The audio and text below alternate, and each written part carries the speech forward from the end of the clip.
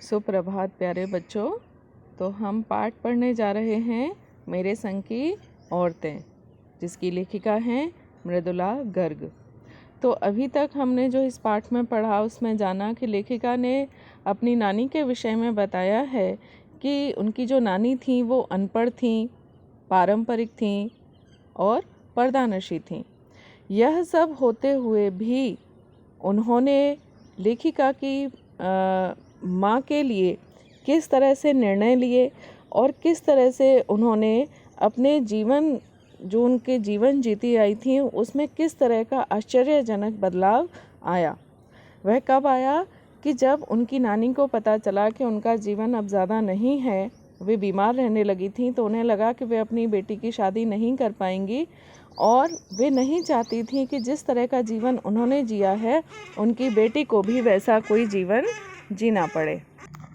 वे नहीं चाहती थी कि उनकी बेटी की शादी भी उनके पति की तरह किसी साहब से हो और जिस तरह से उन्होंने अकेला जीवन जिया वैसा ही जीवन वो अपनी बेटी के लिए नहीं चाहती थी। वे चाहती थी कि उनकी बेटी की शादी किसी सामान्य स्वतंत्रता सेनानी से हो जिसे अपने देश से प्रेम हो। तो इस तरह से उनकी शादी लेखिका के जो पिता थे, जो एक स्वतंत्रता सेनानी थे, उनसे करा दी गई। और क्योंकि वो स्वतंत्रता सेनानी तो थे लेकिन बहुत अधिक पैसे वाले नहीं थे, उनके पास कोई पुश्तैनी पैसा नहीं था और वे जो पढ़ाई कर रहे थे, जो एग्ज़ाम देना चाहते थे, उसमें भी उन्हें नहीं बैठने दिया गया। तो इस तरह से लेखिका की जो माँ का जीवन था वो बहुत ही सामान्य रहा, क्योंकि वो एक बड़े घर से थी जहाँ उन्हें किसी भी तरह की कार्य करने की कोई भी ज़रूरत नहीं पड़ी, कोई उन्होंने काम नहीं किया। तो जो लेखिका की माँ थी वो बहुत ही कोमलांगी थी और ससुराल में आकर भी उन्हें ऐसा जीवन मिला कि जो उनकी सास थी वो भी उनसे बहुत प्रेम करती थी और किस तरह का जीवन लेखिका की माँ को जीने के लिए मिला उसका वर्णन यहाँ पर आप आगे पढ़ेंगे। लेखिका का कहना है कि जैसा मैंने आपको पिछले वीडियोस में बताया था कि लेखिका की जो दादी थी वो अपनी बहू यानी लेखिका की माँ के बारे में कहा करती थी कि उनकी बहू तो ऐसी है कि बस धो पोंछो और छींके पर टांग दो। तो जैसे मैंने आपको बताया था कि हम बहुत ही कीमती और जो बहुत कोमल चीज़ें होती हैं तो उन्हें हम क्या करते हैं, बस साफ़ करके और शोकेस में सजा देते हैं, उसको हम दैनिक जीवन में काम करने में नहीं लेते हैं। तो ऐसे ही लेखिका की माँ थी कि वो उस घर के लिए एक शोभा थी और लेकिन घर के किसी काम को वो नहीं कर पाती थी। वो स्वयं को बस संभाल लें, बस इतना ही काफ़ी था। और बाकी घर के लोग थे, उन्होंने भी कभी इस बात की ज़िद नहीं की कि उन्हें भी घर के बाकी लोगों की तरह काम करना चाहिए। अब वो ज़िद क्यों नहीं की, इसकी दो वजह थीं। पहली यही कि हिंदुस्तान के तमाम बाशिंदों की तरह उनके ससुराल वाले भी साहबों से खासे अभिभूत थे और मेरे नाना पक्के साहब माने जाते थे।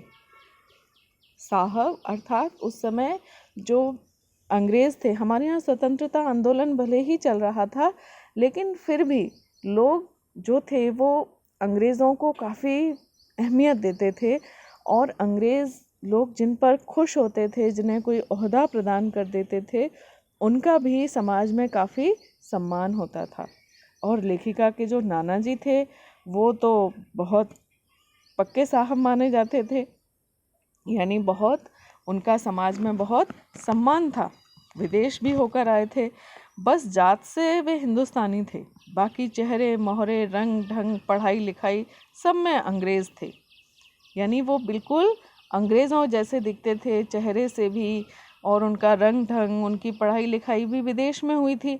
तो बस वे जात से हिंदुस्तानी थे, यानी उन्हें बस यही था कि वे हिंदुस्तान में पैदा हुए थे, हिंदुस्तान में उनका बचपन बीता था, बाकी हर बात से वे अंग्रेज़ थे। मज़े की बात यह थी कि हमारे देश में आज़ादी की जंग लड़ने वाले ही अंग्रेज़ों के सबसे बड़े प्रशंसक थे। यानी जो लोग आज़ादी की लड़ाई लड़ रहे थे, स्वतंत्रता सेनानी थे, जो हमारे देश में कोई नहीं चाहता था कि यहाँ अंग्रेज़ों का शासन रहे, लेकिन फिर भी वे लोग अंग्रेज़ों के प्रशंसक होते थे, उनकी प्रशंसा करते थे। उनका रहन सहन, उनका जो तरीका था, लोग उसको फॉलो करते थे, लोग उसको चाहते थे कि वह भी इसी तरह से रहें। गांधी, नेहरू हों या मेरे पिताजी के घर वाले, भले लड़का आज़ादी की लड़ाई लड़ते जेब खाली और शोहरत सिर करता रहे, दबदबा उसके साहबी ससुर का ही था। एक आन बान शान वाले साहब ने उनके सिर फिरे लड़के को अपनी नाजुक जान लड़की सौंपी। उससे रोमांचक क्या कोई परिकथा होती। अर्थात भले ही जो उनका बेटा था वो गांधी नेहरू के जो आदर्श थे उनका पालन करता हो, स्वतंत्रता सेनानी हो, लेकिन सबको ये लगता था कि आज़ादी की लड़ाई लड़ते लड़ते उनके बेटे की जेब खाली हो चुकी है, यानी उनके पास बहुत पैसा नहीं था। लेकिन फिर भी एक इतने बड़े आदमी ने, यानी उनके जो नाना जी थे, उनका काफ़ी रुतबा था और उन्होंने अपनी नाजुक जान बेटी को, यानी बहुत ही सुकोमल बेटी को ऐसे घर में शादी कर दी थी। तो इस बात से जो उनकी लेखिका के जो घर वाले थे, जो उनकी दादी थी या और बाकी जो लोग थे, वो अपने आप को बहुत सौभाग्यशाली मानते थे। नानी की सनक भरी आखिरी ख्वाहिश और नाना की रजामंदी से वे रोमांचक उपकथाएं थीं जो कहानी के तिलिस्म को और गाढ़ा बना चुकी थीं। दूसरी वजह माँ की अपनी शख्सियत थी, अपना व्यक्तित्व था। यानी जो नानी की सनक थी कि भाई मेरी बेटी का विवाह किसी साहब से नहीं होना चाहिए, बल्कि किसी सामान्य व्यक्ति से होना चाहिए, किसी स्वतंत्रता सेनानी से होना चाहिए, वो, और दूसरा नाना जी का उनकी बात को मान जाना, उसे रजामंदी दे देना, हाँ कर देना, ये बहुत ही रोमांचक था कि नाना जी कैसे मान गए कि एक सामान्य परिवार में उनकी बेटी की शादी कर दी जाए। तो यह एक कहानी के तिलिस्म को और गाढ़ा बना चुकी थी, यानी जो कहानी का रोमांच था उसे और भी गहरा बना दिया था। और इन सब के बावजूद उनकी माँ की अपनी शख्सियत, उनकी माँ का अपना व्यक्तित्व उसे और भी खूबसूरत, नज़ाकत, गैर दुनियादारी के साथ ईमानदारी और निष्पक्षता कुछ इस तरह घुली मिली थी कि वे परी जात से कम जादुई नहीं मालूम पड़ती थीं। यहाँ पर लेखिका ने अपनी माँ की व्यक्तित्व की कुछ विशेषताएं बताई हैं कि उनके व्यक्तित्व में क्या विशेषताएं थीं। वे खूबसूरत थीं, नज़ाकत, गैर दुनियादारी, यानी उन्हें दुनियादारी बिल्कुल भी नहीं आती थी, तेरा मेरा करना बिल्कुल भी नहीं आता था। बहुत ही खूबसूरत थी वे और बहुत ही नज़ाकत थी उनमें। और गैर दुनियादारी यानी दुनियादारी जो होता है कि भाई तेरा मेरा, ये मेरा है, वह यह उसका है, ये सब चीज़ें उन्हें ऊंचा नीचा, ये सब चीज़ें उनके अंदर नहीं थी। ईमानदारी, बहुत ईमानदार थी। निष्पक्षता, कोई उनके अंदर इस तरह की छल कपट नहीं था, वे एकदम निष्पक्ष रहती थीं। कुछ इस तरह घुली मिली थी कि वे परी जात से कम जादुई मालूम नहीं पड़ती थीं, यानी वो बिल्कुल कैसी लगती थीं जैसे कोई परी हो, क्योंकि उनके अंदर कोई छल कपट नहीं था, कोई उन्हें किसी चीज़ से कोई मतलब नहीं था। बहुत ही खूबसूरत थीं, ईमानदार थीं, किसी एक का पक्ष नहीं लेती थी।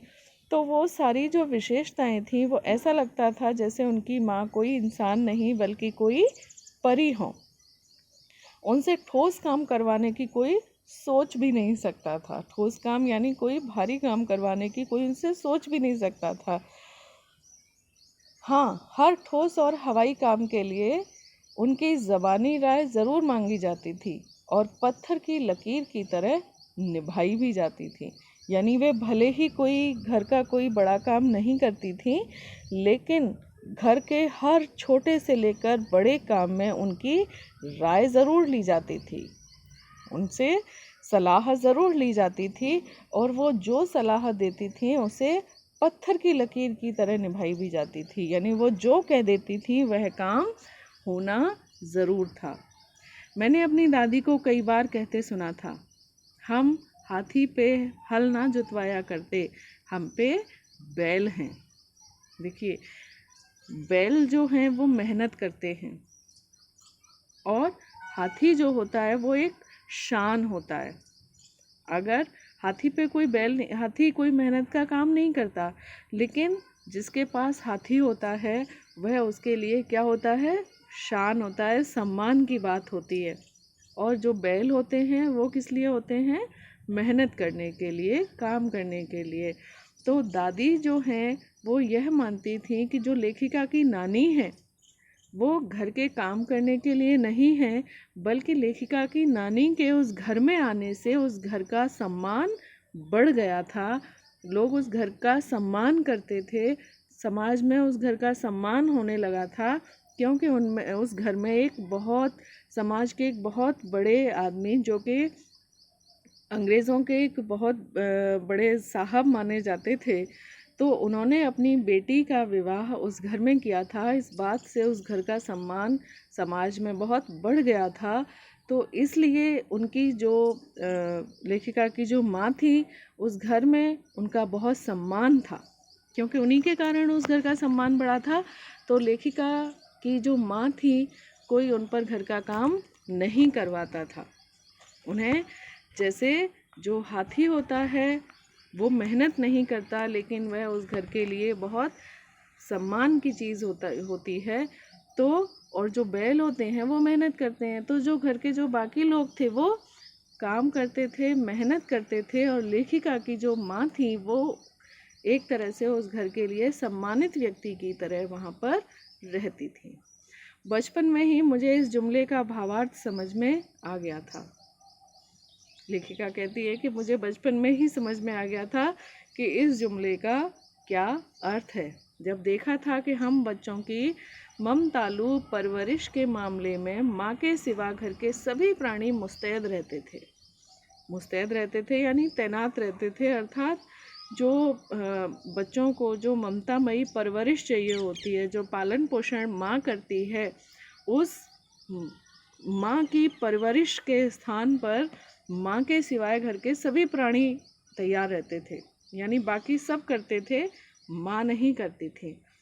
दादी और उनकी जिठानियाँ ही नहीं, खुद मर्द जात पिताजी भी, यानी जो बच्चों का पालन पोषण था उसकी जिम्मेदारी सिर्फ दादी की ही नहीं, दादी की जिठानियाँ और पिताजी भी करते थे, लेकिन बच्चों का पालन पोषण भी, जो ममतामयी परवरिश होती है, वह भी उनकी माँ ने नहीं की। उनकी माँ के अलावा जितने घर के प्राणी थे वे सभी करते थे। पर ठोस काम न करने का यह मतलब नहीं था कि माँ को आज़ादी का जुनून कम था। वह भरपूर था और अपने तरीके से वे उसे भरपूर निभाती रही थीं। जाहिर है, जब जुनून आज़ादी का हो तो उसे निभाना भी आज़ादी से चाहिए, जिस तिस से पूछकर उसके तरीके से नहीं, खुद अपने तरीके से। यानी जो उनकी माँ थी वो भले ही घर का काम ना करती हों, लेकिन वे आज़ादी की लड़ाई में भरपूर योगदान देती थी और वो उसे अपने तरीके से ही निभाती थी। वह उसके लिए घर से किसी की आज्ञा नहीं लेती थी, क्योंकि जब आज़ादी की लड़ाई है तो लेखिका कहती है कि वह उसे आज़ादी से ही करना चाहिए। अगर किसी से पूछ कर की तो इसका अर्थ है कि हम खुद भी आज़ाद नहीं हैं। तो वह आज़ादी के आंदोलन में अपने तरीके से पूरा योगदान देती थी। हमने अपनी माँ को कभी भारतीय माँ जैसा नहीं पाया। लेखिका कहती है कि हमने अपनी माँ को कभी ऐसा नहीं देखा जैसे भारतीय माँ होती है। न उन्होंने कभी हमें लाड़ किया, न हमारे लिए खाना पकाया और न अच्छी पत्नी बहू होने की सीख दी। यानी उन्होंने माँ के जैसा कोई कर्तव्य नहीं किया। कुछ अपनी बीमारी के चलते भी वे घर बार नहीं संभाल पाती थी, पर उसमें ज़्यादा हाथ उनकी अरुचि का था। उनका ज़्यादा वक्त किताबें पढ़ने में बीतता था। लेखिका यहाँ पर कहती हैं क्योंकि वे बीमार रहती थी, इसलिए भी वे घर के कामों में ज़्यादा रुचि नहीं ले पाती थी। लेकिन ऐसा नहीं है, बीमारी अपनी जगह पर थी, लेकिन ज़्यादातर उसमें उनकी अरुचि का ही हाथ था, यानी उन्हें घर के काम ज़्यादा करना पसंद नहीं था। उनका जो ज़्यादातर वक्त था वो किताबें पढ़ने में बीतता था, बाकी वक्त साहित्य चर्चा में या संगीत सुनने में, और वे सब बिस्तर पर लेटे लेटे किया करती थीं। यानी यह सब काम भी वो कैसे करती थीं? बिस्तर पर लेटे लेटे। फिर भी जैसा मैंने पहले कहा था, उनकी हमारी परंपरागत दादा दादी या उनकी ससुराल के अन्य सदस्य उन्हें न नाम धरते थे, न उनसे आम औरत की तरह होने की अपेक्षा रखते थे। उनमें सबकी इतनी श्रद्धा क्यों थी, जबकि वह पत्नी, माँ और बहू किसी के प्रचारित कर्तव्य का पालन नहीं करती थी। लेखिका यहाँ पर थोड़ी सी आश्चर्यचकित होती हैं कि ना तो उनकी माँ कोई बहू के कार्य करती थी, जो काम बहू के होने चाहिए, ना वह पत्नी के कर्तव्य निभाती थी, ना उन्होंने कभी माँ के कर्तव्य निभाए, लेकिन फिर भी उनके घर में दादी या कोई और जो बड़ा सदस्य था उन्हें कभी नाम नहीं धरता था। आपने अक्सर सुना होगा कि अगर कोई बहू काम नहीं करती है तो उसकी जो ससुराल वाले होते हैं वो अक्सर उसको कुछ न कुछ सुनाते हैं कि भाई तुम्हारी माँ ने कुछ सिखाया नहीं है, तुम किस तरह से, तुम कोई काम नहीं करती हो, कैसे चलेगा, जो भी इस तरह से जो उन्हें एक तरह से ताने दे दिए जाते हैं। लेकिन लेखिका कहती है कि उनकी माँ को कभी किसी ने कुछ भी नहीं कहा। वे दिन भर या तो किताबें पढ़ती थीं या उस किताबों के विषय में, साहित्य के विषय में चर्चा करती थीं या संगीत सुनती थीं, लेकिन वो सब बिस्तर पर लेटे लेटे करती थीं। और उनसे जो उनके घर के सदस्य थे, दादा दादी या उनके ससुराल के जो अन्य सदस्य थे, वो उनसे कुछ भी नहीं कहते थे। तो क्योंकि वो उनसे एक आम औरत की तरह कोई अपेक्षा ही नहीं रखते थे। और वो ऐसा क्यों था? लेखिका कहती है इसके मुझे 2 कारण समझ में आए। वे कभी झूठ नहीं बोलती थी और एक की गोपनीय बात को दूसरे पर जाहिर नहीं होने देती थी। ये उनकी 2 विशेषताएं थी कि वे कभी झूठ नहीं बोलती थी, और कोई अगर उनसे अपने मन की बात कुछ कह जाता था तो वे उसकी बात को किसी और पर जाहिर नहीं होने देती थी। पहले के कारण उन्हें घर वालों का आदर मिला हुआ था, अर्थात वे कभी झूठ नहीं बोलती थीं, तो इस कारण उनके घर वाले उनका बहुत आदर करते थे। दूसरे के कारण बाहर वालों की दोस्ती क्यों मिली हुई थी? क्योंकि कोई भी उनसे आकर अपने मन की बात कह जाता था और वे कभी भी उसकी बात को किसी दूसरे के सामने प्रस्तुत नहीं करती थी। दोस्त वे हमारी भी थी। माँ की भूमिका हमारे पिता बखूबी निभा देते थे। यानी बच्चों की भी वो क्या थी, एक तरह से दोस्त थी, दोस्त की भांति बात किया करती थी, लेकिन उन्होंने माँ की तरह कोई कर्तव्य बच्चों के लिए नहीं निभाए। जो माँ की भूमिका थी वो किसने निभाई? उनके पिता ने, लेखिका के पिता ने। मुझे याद है बचपन में भी हमारे घर में किसी की चिट्ठी आने पर कोई उससे यह नहीं पूछता था कि उसमें क्या लिखा है, भले वह एक बहन की दूसरी के नाम क्यों न हो, और माँ यह जानने को बेहाल हो कि बीमारी से वह उबरी या नहीं। छोटे से घर में 6 बच्चों के साथ सास ससुर आदि के रहते हुए भी हर व्यक्ति को अपना निजत्व बनाए रखने की छूट थी। लेखिका ने अपने परिवार के विषय में बताया है कि हमारे घर में कोई रोक टोक नहीं थी, सभी अपना अपना जो प्राइवेसी थी, जो निजत्व था, उसे बनाए रख सकते थे। जब घर में किसी की चिट्ठी आती थी तो कोई यह नहीं पूछता था कि यह किसकी चिट्ठी आई है, इसमें क्या लिखा है। भले ही एक बहन की चिट्ठी दूसरी बहन के नाम क्यों न हो, लेकिन कोई दूसरा यह जानने की कोशिश नहीं करता था कि उस चिट्ठी में क्या लिखा है। और इतना बड़ा परिवार, सास ससुर, 6 बच्चे, इन सब के रहते हुए भी हर व्यक्ति को अपना निजत्व बनाए रखने की छूट थी। यानी कोई एक दूसरे के जीवन में दखल नहीं देता था। इसी निजत्व बनाए रखने की छूट का फ़ायदा उठाकर हम 3 बहनें और छोटा भाई लेखन के हवाले हो गए। अर्थात घर में किसी को नहीं पता चला कि कब लेखिका और उनकी अन्य 2 बहनें और छोटा भाई लिखने लगे। ऐसा घर में किसी को पहले शुरू में पता नहीं चला। तो इस अभी तक जो अंश आपने पढ़ा उसमें आपने किस किस के बारे में जाना? सबसे पहले लेखिका की नानी के विषय में जाना, और उसके बाद किसके विषय में जाना हमने? लेखिका की माँ के विषय में, और लेखिका की दादी के विषय में, कि वह भी दादी जो थी उनकी भी प्रशंसा करनी होगी कि उन्होंने अपनी बहू को समझा और उन्हें उस घर में उसी तरह से सम्मान दिया जिसकी वो हकदार थी, जो उन्हें चाहिए था। उन्होंने उन्हें वैसा ही वातावरण देने की कोशिश की। तो अब आगे पढ़ेंगे अन्य सदस्यों के बारे में।